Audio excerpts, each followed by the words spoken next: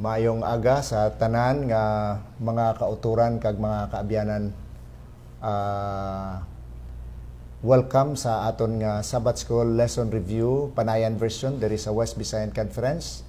Among ginatamyaw ang tanan nga mga kauturan naton diri sa West Visayan Conference ang maayo nga pagpangaman para sa adlaw ug pahuway kag kaupod man sa tanan nga mga kauturan sa guwa sang teritoryo sang West Visayan Conference. Malipay kami nga mag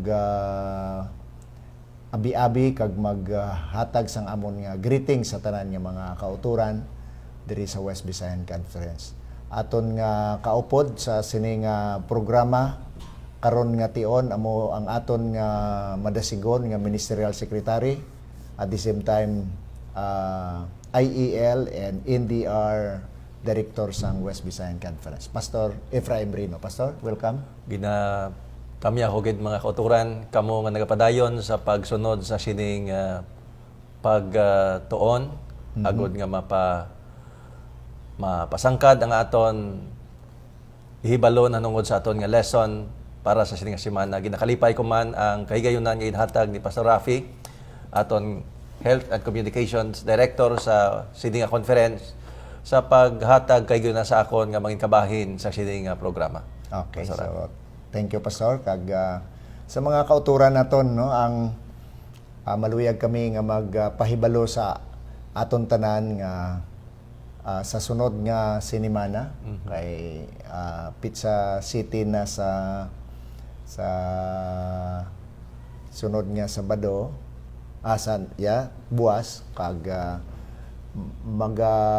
saka kita dito tanan sa may Igpuro Pastor sa Pizza 15 Para sa Marso.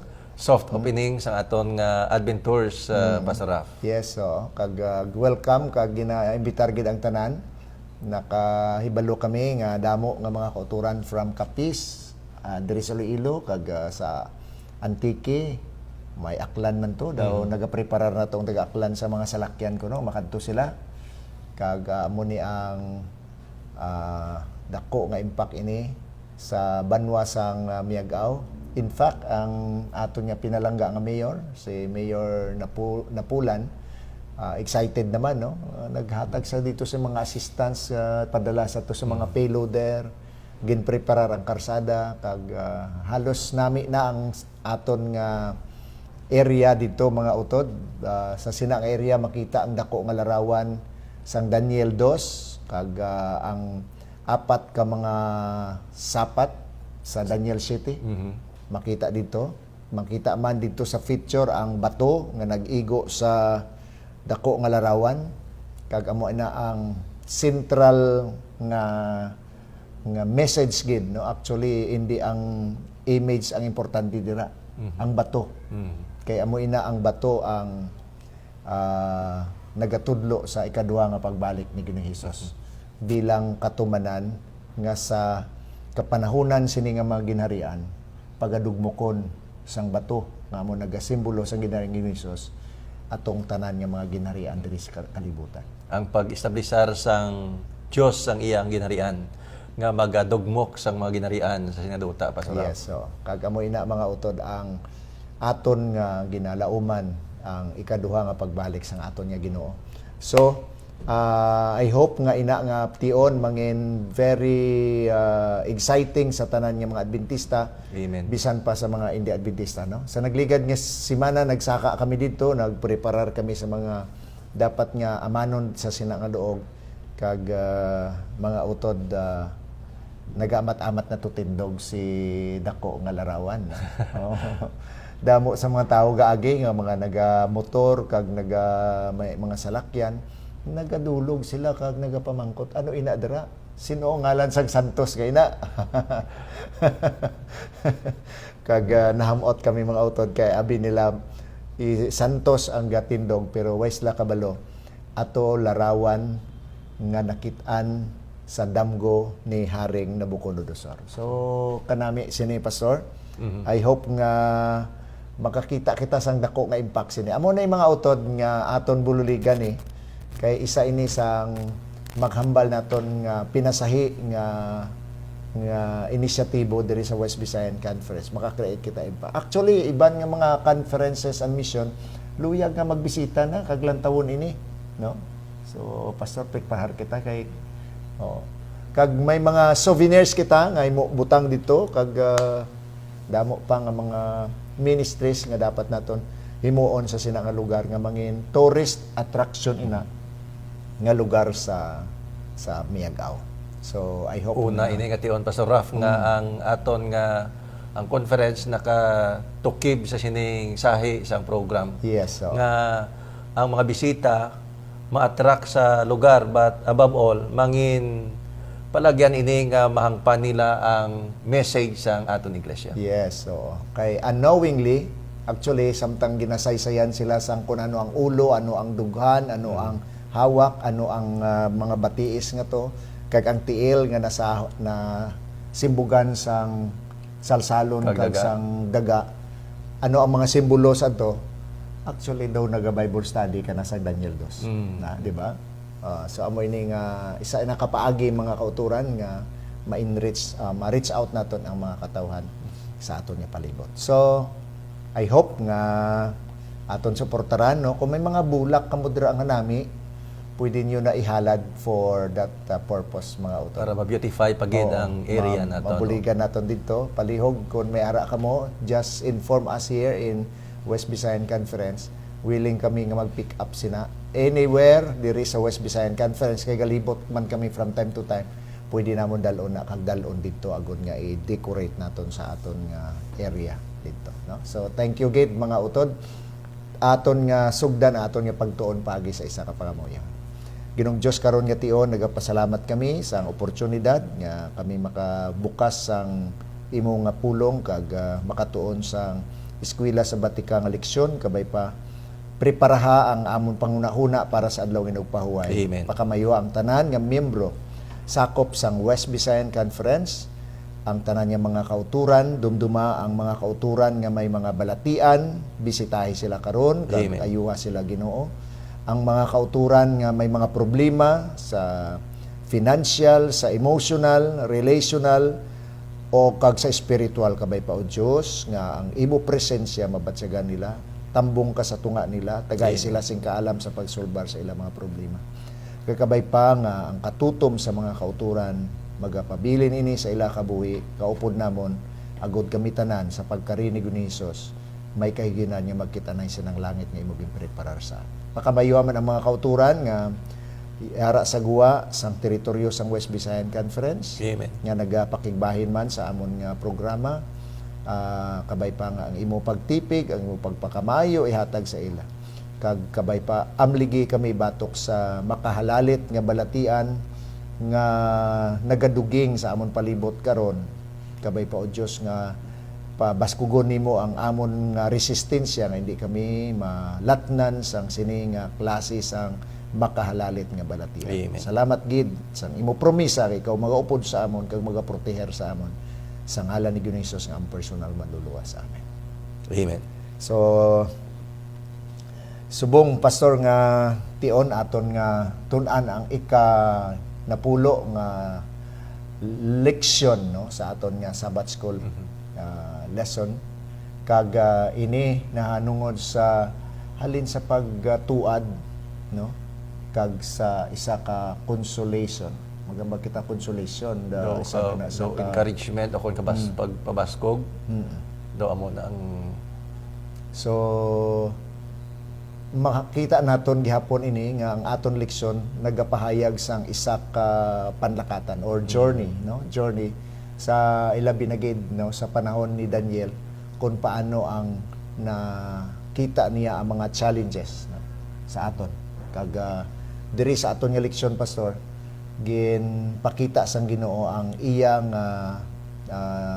dako nga grasya no ang iyang grace nga amo niya nga sufficiente nga naga-sustainer sa iya mga katawhan sa panahon nga naga-agi kita sa mga mabudlay nga mga dalanon sa aton nga kabuhi basta ang lesson naton mga kauturan sa sining semana kung aton hangpan ang mga previous discussion lesson pastor Ralph daw medyo hapos ini kay kung ginsugod naton sa Daniel 2, Daniel 7, Daniel 8 daw part ini sang discussion sa Daniel 8. Pero ginathag ini sang Dios mga kauturan to supplement sang mensahe nga ginhatag niya sa kay Daniel nga mabasa naton kag naton ang sang nagligad nga si Mana. Okay.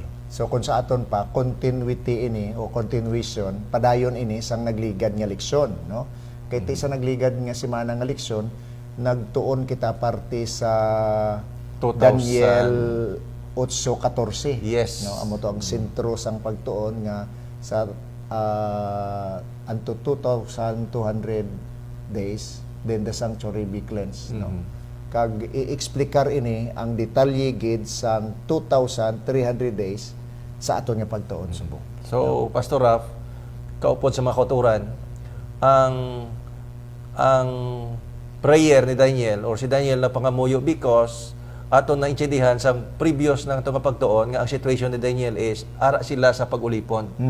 Kag nakahangop si Daniel mga kauturan sa sining ginatawag gin-allocate sang Dios nga time sa ilang captivity and that is 70 years as predicted sang Dios through prophet Jeremiah. Okay.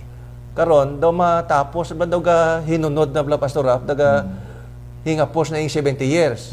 But it appears sa situation ni Daniel nga daw wala sing tanda nga daw matuman ini nga makapauli sila sa ilang homeland sa sining Jerusalem. Karon sa banwang Jerusalem. Karon amo na nagpray si Daniel sa sinagyatawag hapiit ka pangamuyo nga naglalaw suksok sa sang panapton nga sako nga nagapakita sang iyang pakiluoy sa Dios that God will fulfill sang iyang gipromisa sadtong una nga panahon just before ginulipon sila. Correct ko. So amoy ni gani diri na pasad man ang aton nga memory verse in line sa imong nga ginhambal nga pangabay pag-plead gid ni Daniel sa Ginoo nga tumano na dumdumon na sila sa sadto nga tion nga ma-fulfill na sa iya nga panahonan ang pagpanaog sang kasuguan nga sila makabalik na. Balik na sila. Oo. So diri sa Daniel 9 bersikulo 19 kung may balaan kamo nga kasulatan mga utod pwede ninyo masundan ini. Siling diri o Ginoo pamatii o Ginoo patawara o Ginoo pamatii kag himua dili magpalantang tungod sa imo kaugalingon o Diyos ko, bangod nga ang imo banwa kag ang imo katawan ginatawag sa imong ngalan. Sa ato po Pastor Raf, bisan athag a promisa sang Dios, ginatudloan kita sa aton nga lesson sa buong mga kauturan that we need to claim pangayuon gid naton, ampuan gid naton, pangamuyuan gid naton ang fulfillment sa sinang promisa sang Dios. Sa aton panahon, paano naton malink ina bilang mga Adventista del Septimo Dia? Ano ang aton nga ginapaabot? May madamo Pastor Raf nga mga promises ang Dios sa aton kag aton naintindihan nga ang Dios faithful gid sa pagtuman sa iya nga mga promisa but yet gusto sang Dios nga i-claim mga muyo gid kita intense prayer magdepend kita sa iya nga matuman in our personal situation ang mga katumanan sa sinang promisa nga ginahatag sa aton. Ito ang promisa amo na ang blessed hope nato nambal ni Apostol Pablo sa kay Tito ang ikaduha nga pagpahayag sang aton nga Ginoo, no? Pagdako nga Dios nga amo si Dionysos amo gina ang aton nga ginalaoman man. Ti hambal ni Apostol Pablo nga ang ini nga aton pagkabanwahanon amo ang langit. So mapauli gid ta sa langit. Ang pagkabanwahanon ni Daniel hindi sa Babylonia kundi sa dito sa Jerusalem. Oh. So amo na galong gid si Daniel nga matuman ang promisa sang Ginoo nga sa pagkatapos ang 70 ka tuig mabalik gid sila sa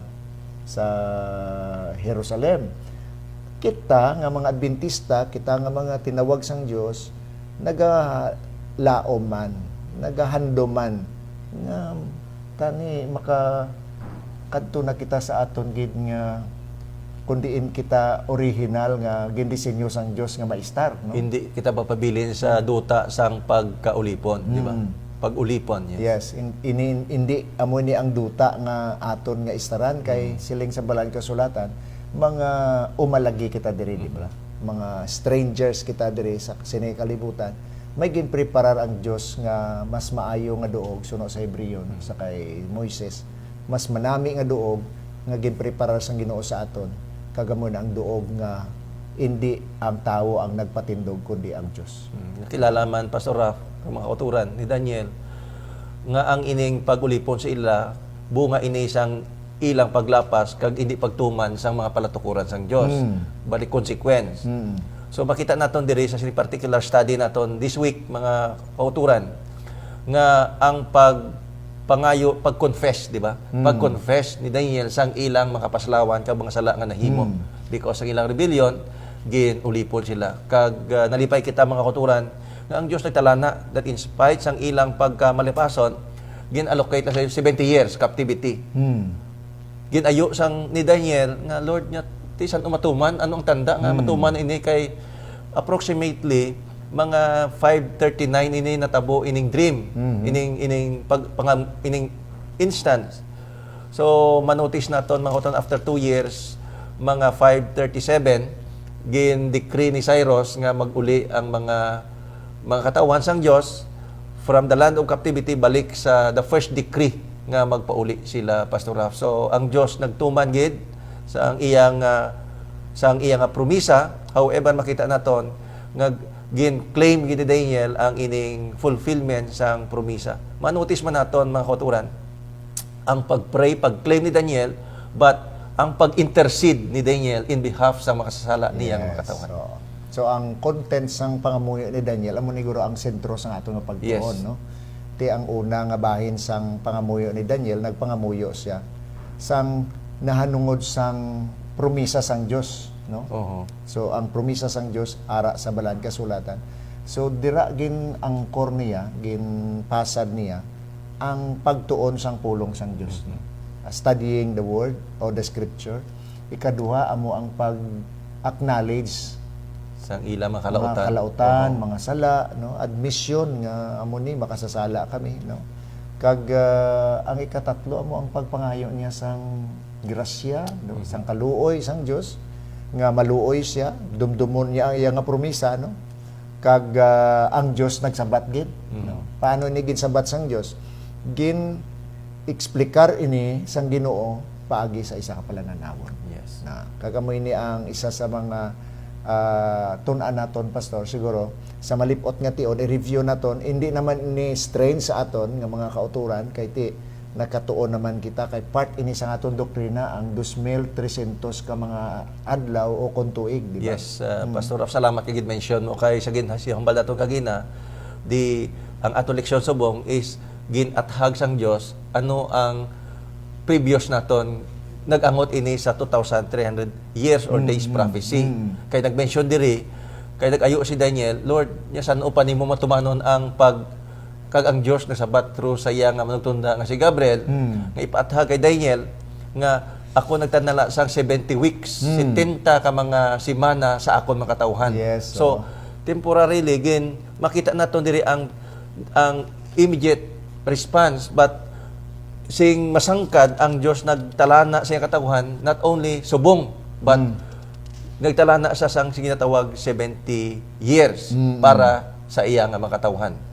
So sing maatahag ginahambal man dira from Daniel chapter 9 20 pa ulhi nga mga bersikulo kon kasano ini nagsugod ginathag man sang Dios through sa iyang manutunda nga ang beginning of the 70 years maga-start sang mando nga iga-restore or iga-rebuild ang Jerusalem. Yes. Kag ato na ibalaan so 457. 457 gin mention dira, which is the beginning of the 70 weeks prophecy.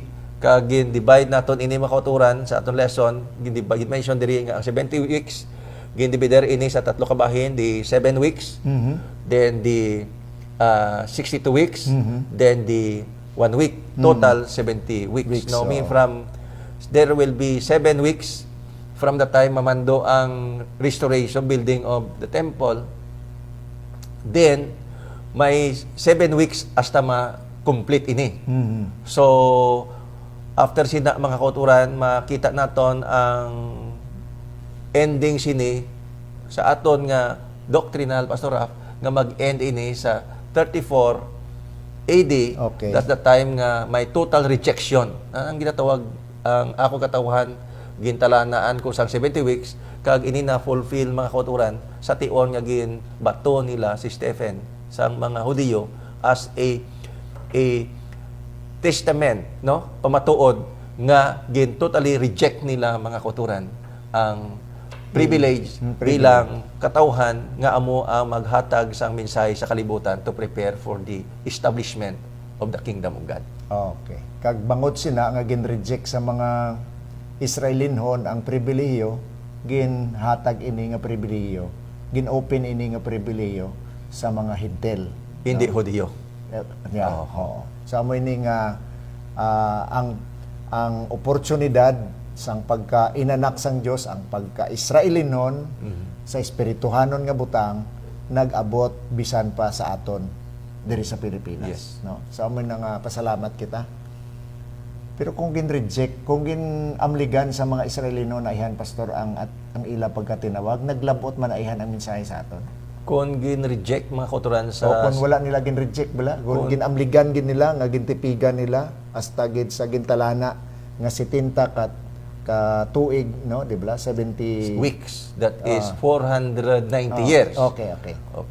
490 years. Years. Nga ginhatag sang Dios nga provision sa mga Israelinon kag iya ila gintipigan ini in case lang, no, kaya tinatapos naman ini di na naton malibad ni amo na natabo ni, pero kuning kaso gid man nga gintipigan nila ano ay hanang natabo ang may tsansa bala nga ang kaluwasan ma-extend bisan sa Hintil. Kay ang Dios mga kauturan nagahigugma sa kalibutan.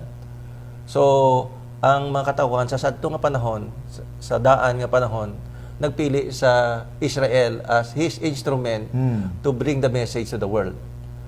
So ang ining privilege na dula sa ila after sa 70 weeks prophecy kag nag-end ini. Kag ang ining responsibilidad ihambal ko Pastor Raf, ginhatag sang Dios sa Hintil. The responsibility to preach the gospel. But the salvation is not limited to the Jews. For everyone. For everyone. Kay ti bisan tuod gintuman sang Israelinon ang ila ngintipigan nila ang ila pagkatinawag sang AD 34 sa panahon to ni Dibla na Esteban, no? sa pagbato sa iya. Kung ba gintipigan niya ang explanation nga ginhambal diri nga sa nabilin nga isa ka semana bala nga ang Mesiyas pagautdon, di bala? Ang mission ni Ginoong Hesus giman nga matuman dito. Ang fulfillment sang tanan nga mga halad nga mga ginahimo sa mga Israelinon sang una, di ba? Halin sa kay Adan, amo tong katumanan ang kamatayon ni Ginoong Hesus mo. Di ba? Kag ang aton leksyon mga utod nagasugid nga may mga madamo nga mahimo ang kamatayon ni Ginoong Hesus, ang ibulato ni Ginoong Hesus bala sa cross.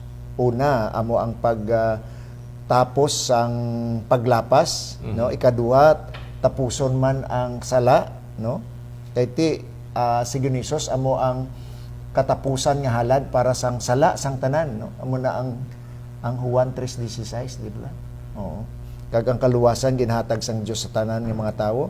Damo ni diri, no, nga mga rason kung paano kag ano ang na-accomplish ni Ginoong Hesus dito sa cross. Kung sa atong papastor, akong pamangkot dito, kung wala gin-reject sa mga Hudiyo ang pagkatinawag nila nga himuon ang misyon to preach the gospel of salvation to the world, ang posibilidad nga makalambot ang kaluwasan sa aton ara gyapon. Ara gyapon, pero base in a different scenario Pastor Raf. Yes, oh. Pero ako gapati nga makalabot kay sa tanan kay ang Dios nagigugma sa tanan. Yes, Sa sining sa atong situation, ang Dios nagpili sa Israel as his people to present the message to the world. Now karon, because they failed to live up sa expectations ng Dios, ang ini nga privilege na dula sa ila kag ang si Daniel in his prayer sa pag-fulfill sa 70 years ginpasangkad sang Dios na actually niya ikaw ga pangamuyo para sa imong katawhan, but ataga ko sila sang 70 weeks para nga sila manginakon. Instrument to prepare the people for the establishment of the kingdom of God. Grabe nga oportunidad no nga ginhatag sang Dios sa mga Israelinon apang bangod nga wala nila inigintipigan amo na nga na forfeit nila ang pribilehiyo. So in like manner likewise mga utod sa aton man gintagaan man kita responsibilidad. We are being called from the darkness of sin into this marvelous light no. Kagamo ina nga may mission kita nga himuon kagamo ina ang pagsugid sang maayong balita. Ang mission makita naton dira sa Bugna kapitulo 14 no. 6 hasta sa 7 ang mission nga ginhatag sang Dios nga kinahanglan iproklamar naton sa kalibutan ang maayong balita kang kaluwasan no. So amo na mga utod ma-forfeit naton ina nga oportunidad kung kaangay sang Israelinon nga magpadayon kita sa pagpakasala. Di ba? Sa mo ini mga utod niya kinahanglan aton gid himuon ang purpose no kun nga ang gitawag kita sang Dios sa sining iglesia kay may bulhaton ang Ginoo nga dapat himuon naton to proclaim the gospel of salvation samtang kita nagapaabot sang culmination sina nga amo na ikaduha nga pagbalik ni Jesus no. Katahom pastor sa aton nga leksyon. So kabay pang ini makabulig sa aton nga mga church leaders sa pag-share sa sining message sa aton nga mga church members buwas sa tion sa aton nga Sabbath school lesson discussion. Okay. So thank you gid ang Dios magpakamayo sa aton mga utod samtang nagapadayon kita sa pagtuon sang mga sinulat diri sa libro sang Daniel. Ang Dios magaupod sa aton samtang kita magatubang sang adlaw nga nagpahuway. Takpan naton ini sa isa ka pangamuyo, pastor. Walay katubtuban kag dalang pa namon nga Dios. Kami gid nagapasalamat na ikaw nanging kaupod namon sa sining lesson review kag kabay nga ang ini nga programa nakatabang gid sa amon nga mga church members, labi na gid sa mga Sabbath school teachers, church leaders nga luyag magdumala sa nga program buwas sa tion sang lesson discussion sa tagsa ka mga iglesia sa bugos nga sakop sang West Vision Conference. Yes, Lord. Kakabay nga ini magabenepisyo hindi lamang sa amon mga church members diri bisan pa sa guwa sa singa teritoryo nga nagapadayon sa pagsunod sa singa program. Ikaw o Dios magapakamayo sa tanan nga kami magapabilin nga matutong sa pag-alagad sa imo. Ginapangayo namon ini o Dios upod sa pagpangayo sang kapatawaran sa amon nga mga sala sa ngalan ni Ginoong Hesus nga amon bugtong nga manluluwas. Amen.